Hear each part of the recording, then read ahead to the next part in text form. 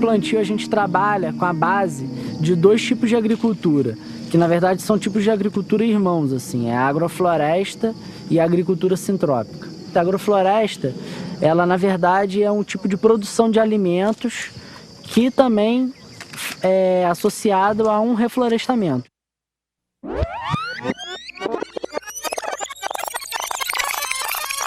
E a gente já era amigo de muito tempo. 16, 15 para 17 anos que a gente começou a se encontrar, a conversar.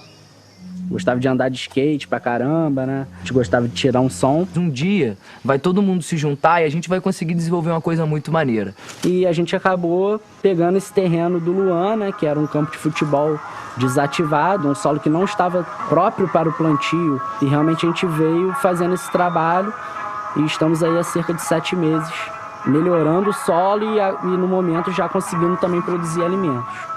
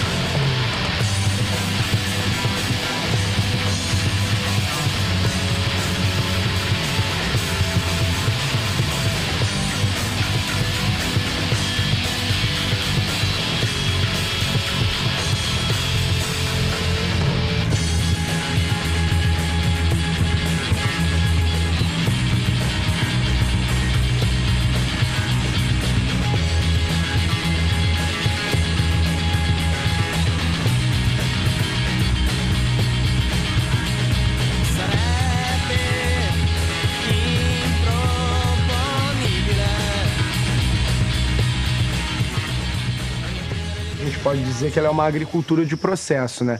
E assim como, né, se deu a relação no campo, né, a gente fazendo essa transformação, a gente também pode perceber a nossa relação assim como grupo, né? A gente começou primeiro num processo de amizade, né? Eu achei maneiro. Podendo isso, fazer som, Gostei. podendo trocar ideias, discutir coisas que, assim, de certa forma afetavam o nosso dia a dia, sempre muito no plano das ideias. Eu falava assim, quanto que a gente consegue plantar? Aí ele, sei lá, eu garanto aí que eu planto num dia umas 200 mudas e tal. E aí a gente chegou aqui, às vezes tinha que se deparar com, tipo, plantar por dia 600 mudas, sabe? Esse aprendizado que foi aqui foi muito intensivo, né? A gente ficou aqui durante os primeiros meses, principalmente, né? Bem, todo dia mesmo aqui junto, né? 10, 12 horas por dia, não tinha fim de semana. E para mim também foi um aprendizado muito grande, né? Nesse caso, assim, a gente entende que esse tipo de agricultura, ele é um tipo de agricultura, por ser mais coerente com aquela realidade onde que o plantio está sendo inserido, ela realmente tem uma sustentabilidade nesse sentido de se sustentar mesmo no tempo, assim, né? A gente brinca aqui que se a gente abandonar esse nosso plantio, pelo input que a gente já deu de matéria orgânica, né? Pelo melhoramento que a gente já deu de solo, pelas espécies e as espécies que já estão ali, se a gente abandonar isso em 1 ano e meio, 2 anos, vai começar a virar uma capoeirinha, uma florestinha, né?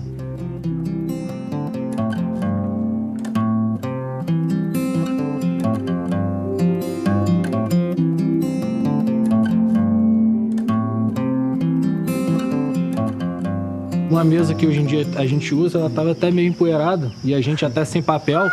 Foi ali mesmo que a gente fez o primeiro planejamento, né? Dos sonhos, né? Do que a gente queria, do que cada um queria. Foi no dedo ali, um pouco na poeira.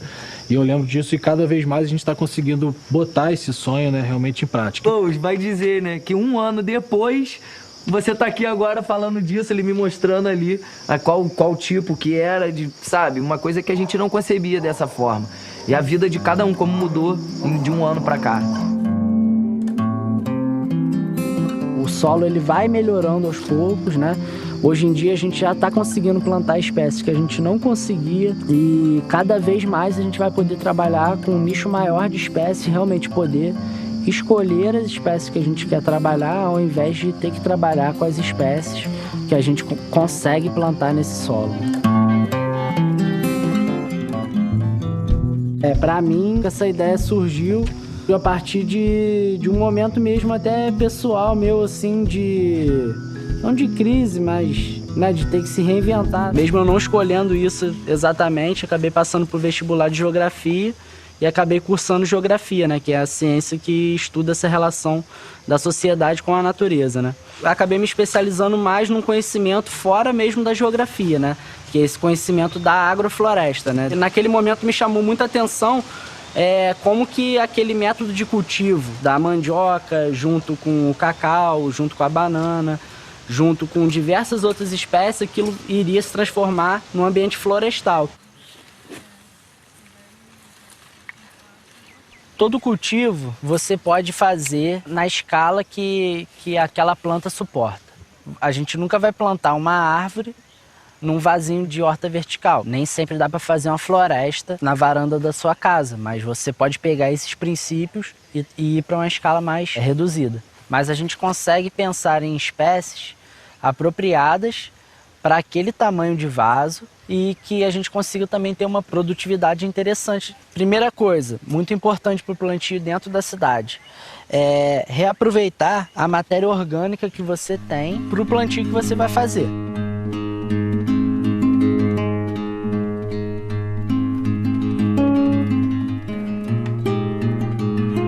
O solo de qualquer ecossistema em equilíbrio, ele é um solo com aquela camada farta de serrapilheira, né?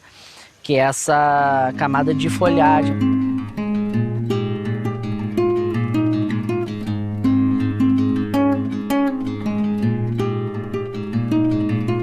Se a gente quiser replicar isso daqui para um vaso, por exemplo, nessa questão da forma do plantio, é importante, por exemplo, a gente tentar não preencher o vaso de terra até a boca, né? Dá para fazer até com o dedo, né? Uma forma, que são as concavidades e as convexidades, né? Por quê? É na concavidade que se dá a formação da vida, né? E na convexidade é onde que os nutrientes são perdidos.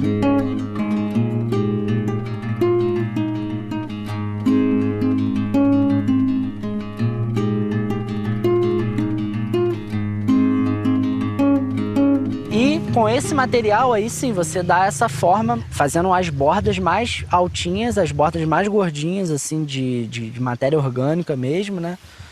E o centro mais rebaixado. E a melhor orientação geográfica, né, que você tem para a sua hortinha é o sol da manhã, ou que ele também tem a umidade ainda do orvalho da noite, que ele tem uma menor intensidade. E ele é o sol que realmente estimula o crescimento da vida em geral assim no planeta, né? Assim, não existe um modelo específico de plantio assim que seja universal. Vamos pegar isso aqui e vamos levar para o mundo inteiro. Cada lugar tem a sua realidade, tem o seu microclima, né, tem as suas demandas, tanto sociais quanto ambientais também. Minha meta, primeiramente, conseguir viver disso, né? Todo mundo aqui está no momento de transição ainda, né? Tanto uma transição profissional, quanto uma transição também pessoal. Acho que quanto mais pessoas estiverem fazendo esse método de cultivo, né, melhor assim para o sistema como um todo, né? Isso aqui realmente é um ecossistemazinho que a gente está criando aqui, e quanto mais ecossistemazinhos complexos, né, pulverizados na paisagem de Nova Friburgo, da região serrana, todos os lugares que puderem ter esse tipo de agricultura, com certeza para a gente é uma coisa muito interessante, né? Personalidade, uma lenda viva, né?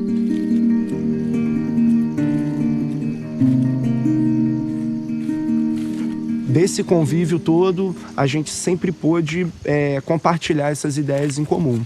E chegando o momento, né, de mercado de trabalho, estagiei em Câmara de Comércio, bilateral, mas sempre vislumbrando aprender mais e cada vez mais poder retornar um pouco aqui para a nossa região, buscando, de certa forma, me integrar.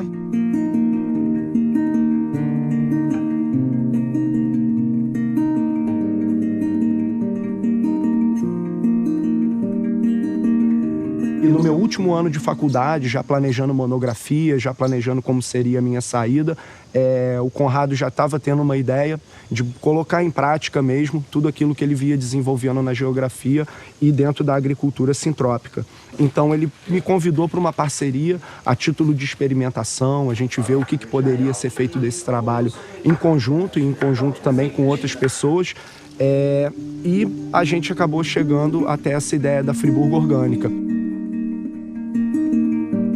Não sinto muito um abandono, nem um distanciamento assim, da minha área de relações internacionais.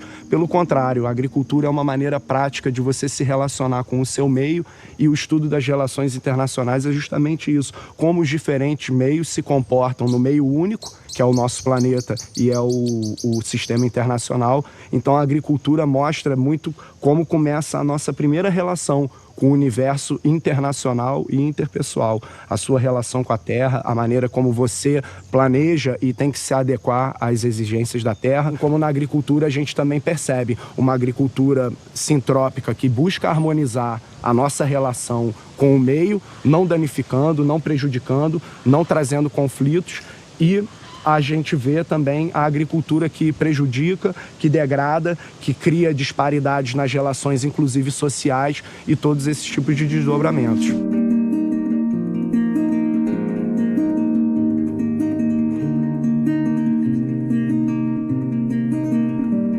Hoje a gente tem o conhecimento para dar para a terra coisa que a terra realmente precisa para se desenvolver e que talvez, né, na época dos nossos ancestrais a gente não tivesse o conhecimento, mas dizer que a gente precisa do agroquímico para plantar, eu acho que é um grande absurdo, né? Da mesma forma como a gente sabe que o maior problema dentro da nossa estrutura de desenvolvimento social e de organização é a distribuição. Não falta energia, não faltam veículos, falta uma maneira de organizar e de você usar bem os seus recursos, né? Do parque já vai virar céu. Você tem uma Itaipu, mas você não construiu uma linha, uma rede elétrica para ligar o sul e o norte. Então você tem muita energia concentrada. E a agricultura convencional, ela faz isso, né? Monocultura, pastos enormes, cultivos enormes. Você está simplesmente concentrando a energia ali, criando uma grande oferta, mas que se isso não está aliado a uma boa distribuição, não se reverte em abundância. A humanidade se alimenta basicamente de 20 espécies de planta. 20 espécies de planta eu acho que a gente tem aqui na metade desse plantio, né? Então o ser humano escolheu um caminho limitado. O ser humano escolheu o caminho do desabastecimento. O ser humano que olha para uma planta e fala, essa eu não como, essa eu como. Mas por quê?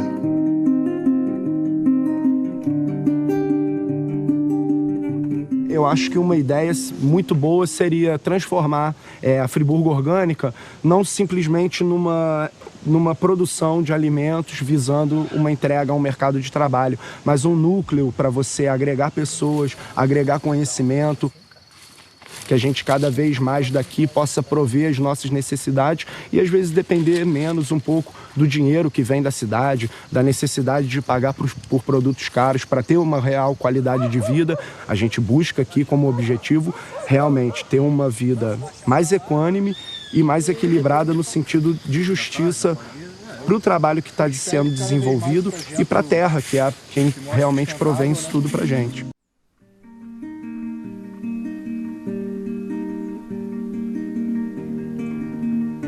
Eu tenho formação de comunicação, né, jornalismo em si, mas desde criança, quando meu pai adquiriu aqui o terreno, que eu pedi a ele, falei, pai, vamos plantar aqui, cara, larga seu emprego, vamos comer só daqui, vamos colher só daqui.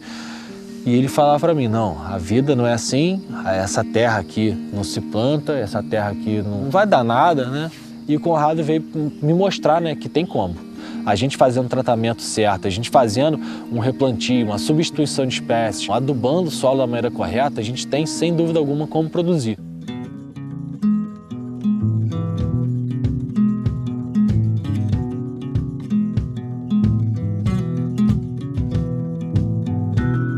E a irrigação é fundamental em qualquer tipo de agricultura, né? Seja ela convencional, seja ela orgânica, seja ela agroflorestal, sintrópica, a irrigação não tem como ficar sem. A rega tem que ser realizada de manhã, antes inclusive do sol nascer, porque o sol nascendo, os raios solares começam a encostar nas folhagens, ela com um orvalho muito grande, ela com um orvalho ainda em cima, ela resseca, ela fica feia, ela vai amarelando, vai criando pintas, né, pretas mesmo, que obviamente nenhum cliente, né, e a gente mesmo não tem como consumir um produto desse. Então a rega em cima é para isso, para limpar e cada vez mais deixar as plantas propícias, né, para o seu desenvolvimento natural. No início, infelizmente, a gente fazia realmente um gasto de rega, né, de irrigação em trópico, porque eu acordava cedo, pegava a mangueira, ficava mó tempão regando, gastava uma água que não tinha necessidade, na verdade, mas quando a gente instalou realmente o sistema de irrigação, que a gente viu a diferença que fez no processo de crescimento das plantas, né, das hortaliças, dos alfaces principalmente. Então cada vez a gente foi realmente afinando essa questão do plantio, da necessidade de água. Tem plantas que gostam mais de receber essa rega, né, de receber água por cima. Tem plantas que só mesmo a raiz recebendo água ela já se mantém viva, já se mantém forte. Então é mais um tipo, na verdade, mais um exemplo de uma agricultura de processo, né? Então, a irrigação de gotejo, ela realmente vem para encharcar o solo, assim, para deixar o solo bem úmido. São, não dá nem para ver direito, mas são micro mesmo, né? São uns furinhos muito pequenininhos.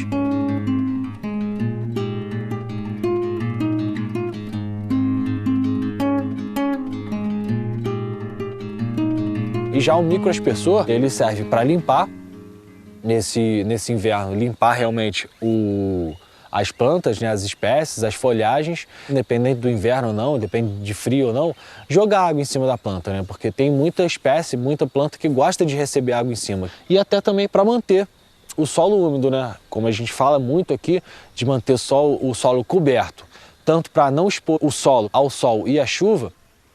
Nesse sentido, essa própria cobertura também ajuda e auxilia a que a irrigação, né, seja ela de gotejo, ou seja ela de aspersor, de microaspersor, faça com que a terra cada vez permaneça com essa umidade controlada, né, e assim beneficiando cada vez mais as hortaliças, né, não necessariamente hortaliças, mas digo no sentido do plantio, né, o que você precisar plantar, se você manter o solo coberto, se você tiver uma irrigação controlada, você vai ter certamente abundância no seu sistema de irrigação.